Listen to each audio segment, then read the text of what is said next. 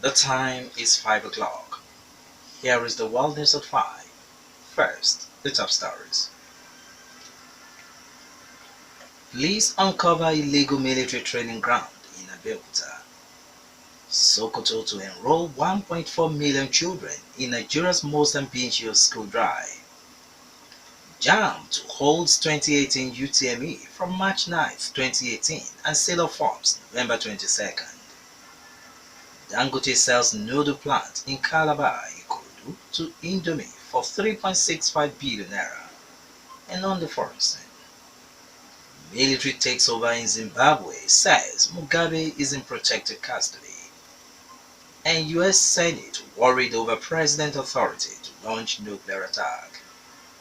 Good evening, I am Kunle Alaye, bringing you the news in detail shortly. A fake military training base has been uncovered by the police in Abeokuta, the Ogun State capital. A group of suspected hoodlums are being given short-term military training at the fake military base located in Adigbe area of the city. The State Police Commissioner, Ahmed Ilyesir, made this known cooperating three of members of the syndicate operating the fake military camps before newsmen at the State Police Command headquarters at Ilewe in Abeokuta. The paraded suspects included Timileyin Olaniyan, Pelumi Olatunde, and Arolo Benga. The police chief says operatives of the Federal Special Anti-Robbery Squad raided the fake military training ground after receiving an intelligence on the existence of the camp. Items recovered, according to the commissioner, includes two identity cards of Nigerian Navy, one tear gas canister, and two jackknives. Ogun State House of Assembly has been asked to intervene in the boundary dispute between the Yewa North local government area and the Okeogun local council development area, carved out of Abeokuta North local government. The boundary dispute includes the control of the Olodo market and the cattle market, which are a major source of revenue for the two councils. Chairman of the Yewa North local government, Razak Adiago, called for the Assembly's intervention while hosting members of the Assembly local government and Chieftaincy Affairs Committee, who are monitoring the implementation of the 2017 budget. The boundary dispute, according to him, is a major challenge facing his administration as it is affecting the council's internally generated revenue. Adiago explains that although the issue of dispute among various council areas is receiving attention from the state government, there is need for the state assembly to fast-track the process and ensure fairness in the whole exercise. The committee's vice chairman, Ganiu Oyedeji, asked the state government to consider the implementation of the House resolution on boundary demarcation and resolving the issues of boundary adjustment in the state.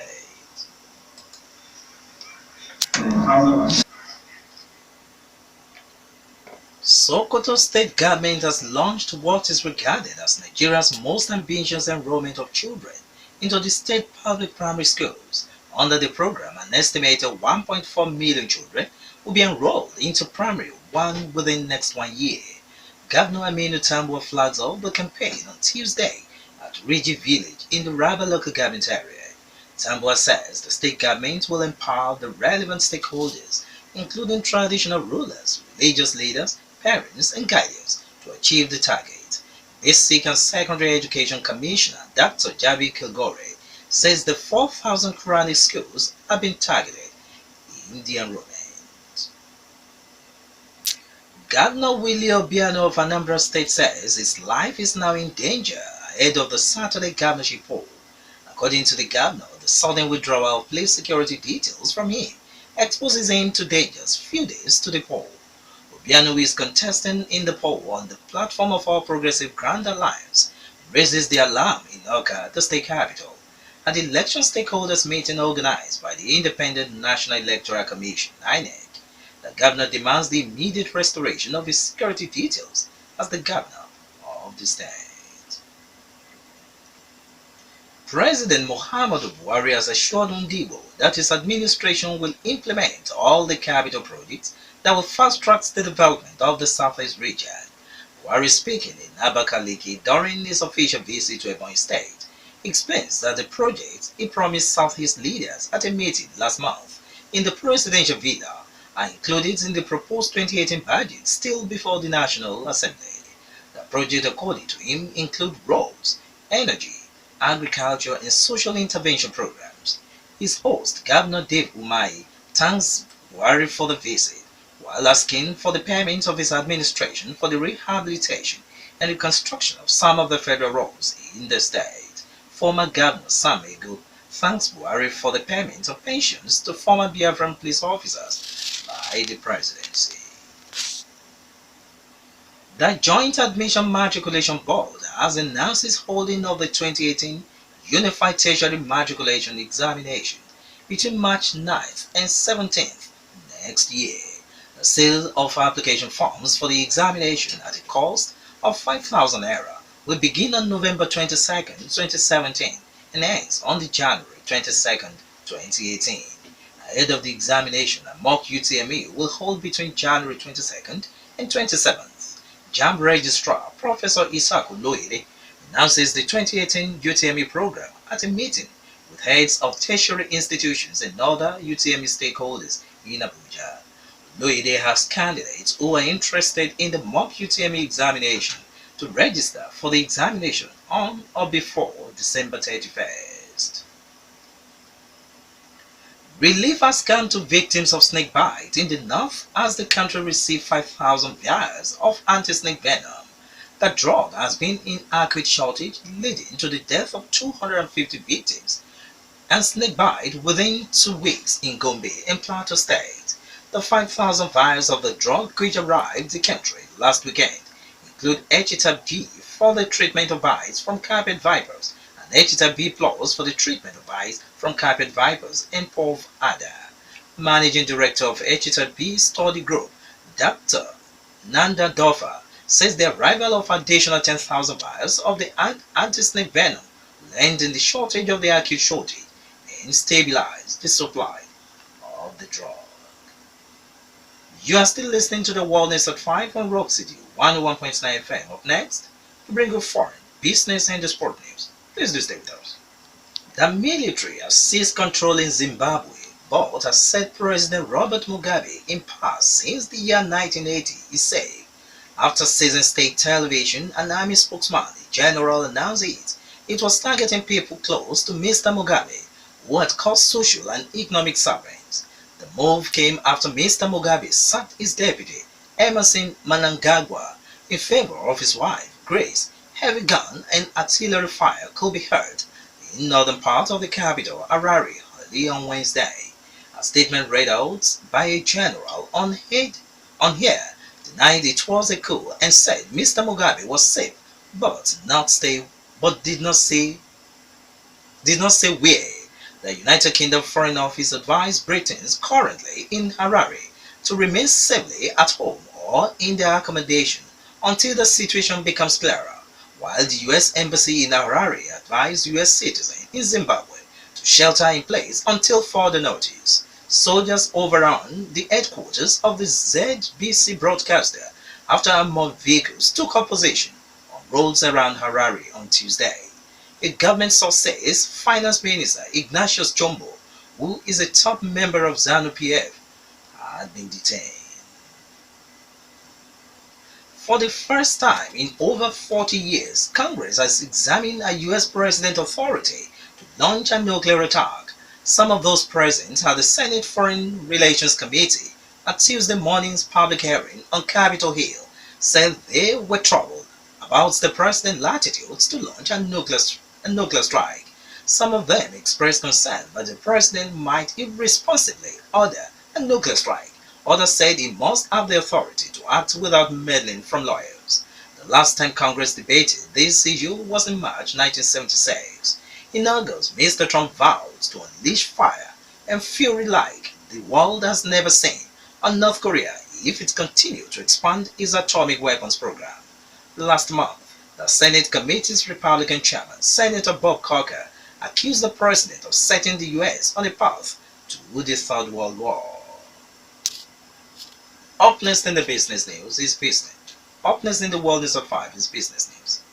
Dangote Noodles Limited, a unit of Nigerian company Dangote Flour Mills, has sold 2 production lines in Ikorodu and Calabar to to rival pasta maker, the United Foods industry maker of Indomie noodles. The transaction is valued at 3.75 billion naira. The United says it has signed an agreement with Dangote Noodles to buy the plants and stock worth 383.94 million naira. Nigeria's noodle market is fiercely competitive, and the United, with a market share of around 70%, is seeking to consolidate the sector. Dangote Industries Limited, with interests in agriculture, real estate, and truck assembly, bought back the fly units it had sold to South Africa's Tiger brand in 2015 after it posted losses.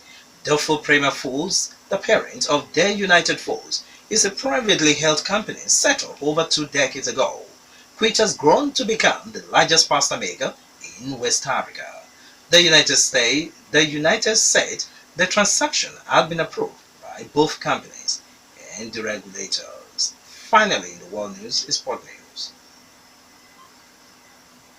Super Eagles technical advisor Gernot Rohr says his team are not yet favorites to win the 2018 World Cup despite their emphatic win over Argentina in Russia. Rohr, after the game, says the team must stay humble and prepare well for the 2018 World Cup. Nigeria came back from 2 goals down and defeated Argentina 4-2 at the Krasnodar Stadium in an international friendly game. Alex Iwobi scored a second-half brace, while Kelechi Iheanacho's superb free kick and a double goal by Brenido who helped Nigeria to secure the second victory over Argentina at senior level. Meanwhile, Super Eagles captain John Obi Mikel has revealed the team struggled with the new formation in the first half against Argentina, despite their comeback victory on Tuesday. Coach Garnetro opted to experiment with a new 3-5-2 formation against Argentina on Tuesday night in an international friendly game at the Krasnodar Stadium, Russia. Mikel explains that the team played a new system that the players have never played before, so they have to struggle to find their feet in the first half. At the break, Mikel recalls that the coach spoke to the players and they corrected their mistakes, which helped them to fight back in the second half. That was the news. The world is at 5, but just before we go, the major stories once again. Police uncover illegal military training ground in Abeokuta. Sokoto to enroll 1.4 million children in Nigeria's most ambitious school drive. JAMB to holds 2018 UTME from March 9, 2018 and sale of forms from November 22nd. Dangote sells noodle plant in Calabar, Ikorodu to Indomie for 3.65 billion naira.